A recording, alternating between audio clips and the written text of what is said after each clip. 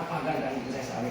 Na ano pa yung ibang lyrics, nalimutan ko, habang inaawit niya at tinatanda ko yung aming sabi ko. Ngayon nalimutan ko. No? Ang panahon ay malapit na. How to live a wonderful life. Ang panahon ay malapit na. Na marami ng mga tao ngayon, mga kapatid, na naghahanap ng katotohanan. Marami na. No? Kasi alam nila na ang sanlibutan ay magulo na. Away doon, gira doon, lindol doon, sunog doon, baha doon. Aba, saan tayo pupunta? No? Kaya minsan, ang ating panahon talaga mga kapatid ay nagbibigay sa atin ng warning. No? Nagbibigay sa atin ng warning. Kaya ang sabi dito sa ating inihandang mensahe sa ngayong gabi ay, how to live wonderful life while preparing for Jesus, for heaven. No? Naghahanda ba tayo mga kapatid? Yes. Amen. Sa ating pang-araw-araw na nating pamumuhay, na tayo mapupunta sa langit. Ang sabi ng talata mga kapatid, ito ang unang binigay ng topic na ganito. Choose God as your top priority. Piliin natin ang Diyos na siya ang dapat mauna sa ating buhay. Hindi yung, saka na ako magsimba pag meron akong ganito, ganyan. Saka na ako magpunta sa simbahan sa Spirit kung magaling na ako magaling ako magbasa sa Bible. Saka na ako magsimba pag, mga kapatid, ang ating bahay dalanginan, ito ay yaong bahay na kung saan tayo'y papagalingin sa ating mga karamdaman espiritual. Yan mga kapatid. No, ang sabi ng ating Panginoon sa Matthew 6:33. No? Matthew 6:33. Anong sabi? Sa Matthew 6:33. Sa ulo ba ninyo yan mga kapatid? Basahin mo nga, sister.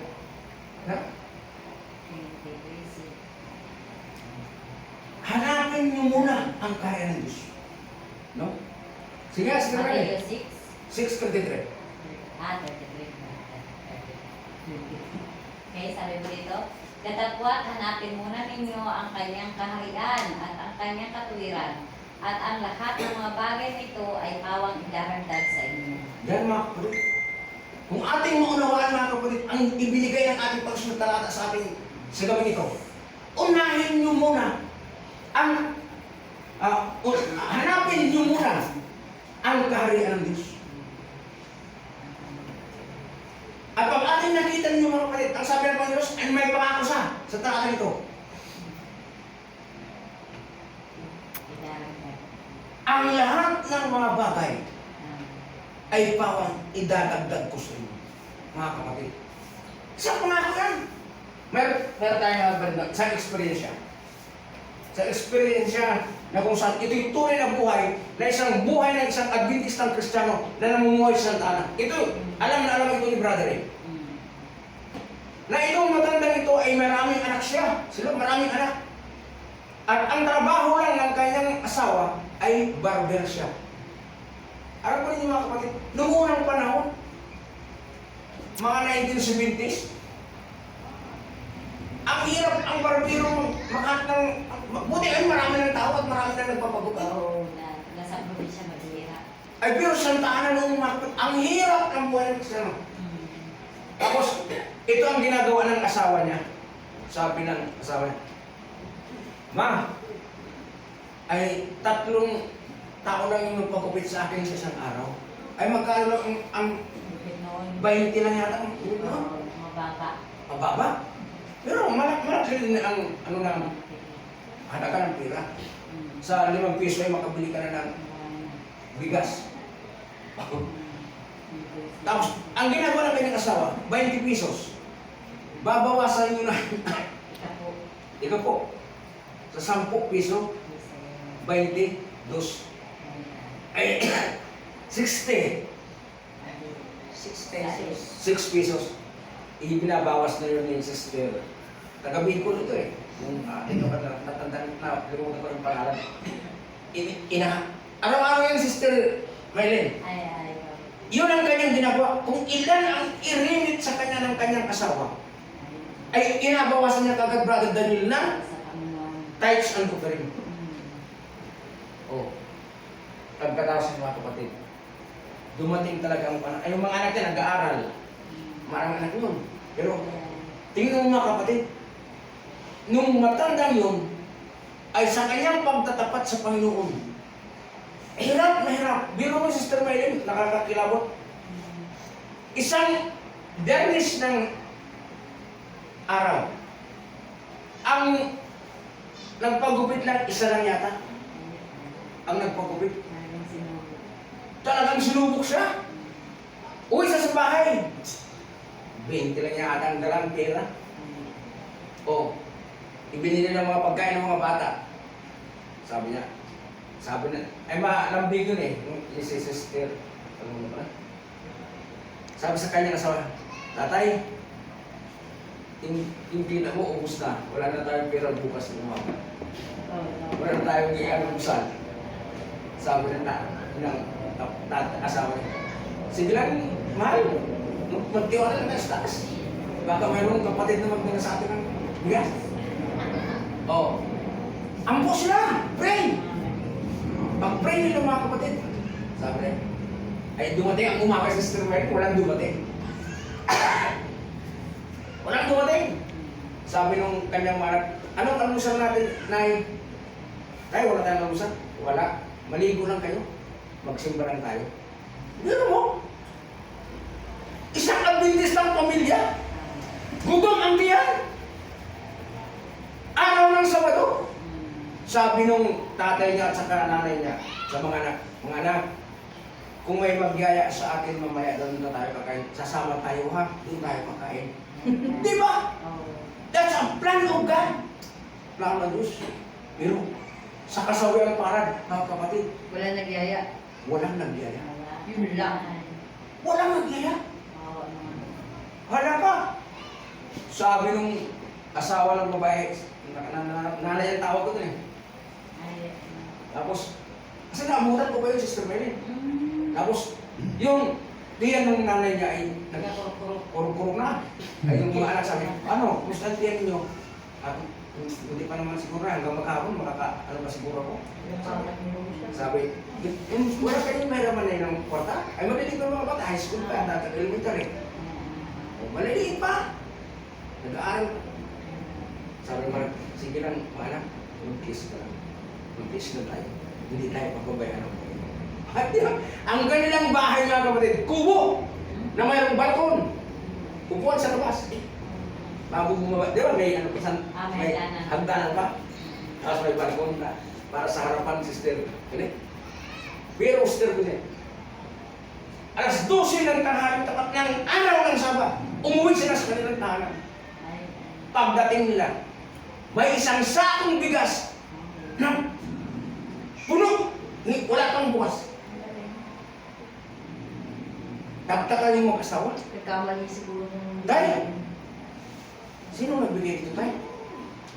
Eh, hindi ko lang tiwala sa Panginoon. Sabi ng tatay na.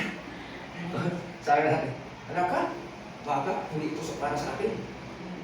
Yung kapitbahay nila, yung mga Katoliko eh. Sabi niya, nagpunta sa kapitbahay sila. Nagtanong. Ano? Sino ba nagdala doon ng bigas sa amin? Sabi ng mga kapitbahay, gwapong lalaki nagdala ng bigas sa inyo at sa matangkad. Ha? Sister ko eh. Wala naman silang trouble. Oo. Sa artistahin daw yung nagdala ng bigas sa inyo. Kita mo, At hindi pa man- yung tao. Iyak yung dalawang mag-asawa. Ay. Iyak. Yakap nyo sa tapat nila ng pintuan. Hindi pa sila napasok ng bahay ha? Nag-pray sila. Pasalamat sa Panginoon. Yung kanilang naghihilab na tiyan, hindi nila pinabaya, hindi pinabaya ng Diyos. Pero araw-araw na sabat. Sabi ng asawa na lalaki, hindi mo akalain ang Diyos magpapadala ng kanyang tao para sa mga anak na nagugutom. O, parang nakakaiyak mga kapatid. Kaya, Oo. kasi maramdaman Mararamdaman natin mo yung talaga talagang na ito nakakalaw. eh. Kaya, Yan, yung kwento na yan. Alam niya ni Brother Ray. Kasi doon yan si Brother Ray namula sa simbahan yun. At yung kwento na yun, nangyari yun. Adventist na sila, brother. Totoo talaga. Oo, totoo yan mga kapatid. At ito mga kapatid, ang sabi ng talata, and all these things shall be added unto you. Tingnan mo, lahat ng mga bagay ay pawang idadagdag ko sa inyo. Alam niyo mga kapatid, yung trabaho ng manggugupit, nakapagpaaral ng anak sa Philippine Union College, Caloocan. Ang mahal na tuition yung mga kapatid, ang tulad ngayon ng Adventist University of the Philippines sa Cavite. Mga kapatid, doon nakapagpaaral sa pag-graduate ng grade 6. High school, doon paaral ng anak. Alam ko rin mga kapatid kung ano ang ginawa ng Diyos. Binigyan siya ng sponsorship galing Amerika. Lahat ng mga kagamitan sa eskwelahan, binigay na. Buong taong Sister May. Ilan ang kanyang anak? Hanggang lumago mga kapatid. Hanggang naggalit. Hanggang naggalit. Pinadala pa sa Amerika. Basta talaga magtapat. Doon pa. Kanahin. Binigyan ng trabaho ng sponsor. Pansin mo mga kapatid. No? Kaya kayo mga kapatid, nakakakilabo. Kaya kayo mga kapatid, sa ating kalagayan bilang Adventista Kristiyano, mayroong tinala ang ating Panginoon Jesus. Matthew 6:33. But seek ye first the kingdom of God. No? Unahin mo muna ang kaharian ng Diyos. At ang lahat ng mga bagay ay aking idadagdag sa inyo. Ganun mga kapatid, ang karanasan ng ating isang kapatid. At hanggang lumaki ang kanyang mga anak mga kapatid, hindi na sa nagproblema kung paano magpaaral. Lahat yun. Sabi nung sponsor, Sister Wen, ilan ba ang anak mo? I-sponsoran ko na lahat yan sa kanyang pag-aaral. The best. Oh. Hanggang ang mga anak na ngayon, barbero lang yung kanyang asawa. Nakapatapos ng mga engineer, accountancy, CPA. CPA. Mahal na. Tapos, ang dami. Mayroon siyang yung therapy, physical therapy, PT. PT. Anak ko, brother. Tanong kung ating mabanggit pa kung nandiyo si brother ang mag-second demotion niya. Oo mga kapatid, totoo yan. Hindi lang. Kaya, ang ginawa ng kanyang ginawa, kikita lang ng 60 pesos, ihiwalay ka agad ang tithes and offering. Ihiwalay. Gaano ka halaga mga kapatid? Ang pagkaroon ng pagtitiwala. Katiwala tayo na Diyos lahat mga kapatid. Katiwala tayo na Diyos sa lahat ng bagay. Sa ating katawan, ito'y sa Diyos. Katiwala natin, huwag natin dumihan ito. No? Ang ating wife, pinagkatiwala na ito sa atin ng Panginoon. Kung ito'y ating subastahin, o gamitan ng masama, dagdagan ng anak o ano pang masigad yung ganyan. Darating yung panahon, sisingilin ka ng karangalan. Ito yung mga kapatid. Ang sabi ng ating talata, choose God first. Your priority. Piliin natin ang Diyos. Natin unahin siya. Ano sabi ng talata? Sabi yun, sabi ni Mrs. White mga kapatid, those who in everything makes God first and last are the happiest people in the world. Smile and sunshine are not banis. No mga kapatid. Sa ating bang mamumuhay sa pangaraw-araw na namumuhay tayo, nakita ba tayo na umiiyak? At ang nakikita ng mga tao kahit wala tayong pagkain sa bahay, smile and sunshine, hindi nawawala sa kanila. O, tignan mo si Carmen. Nakaranas ako yan. Ano na? Huwebes na Sister Melen. Sabi ko, wala pa yung didatan yung aking pera. Saan kaya ko kukuha ito ng pang-budget namin Pero, ipinapakita ko pa rin Sister Melen doon sa dalawa kong anak.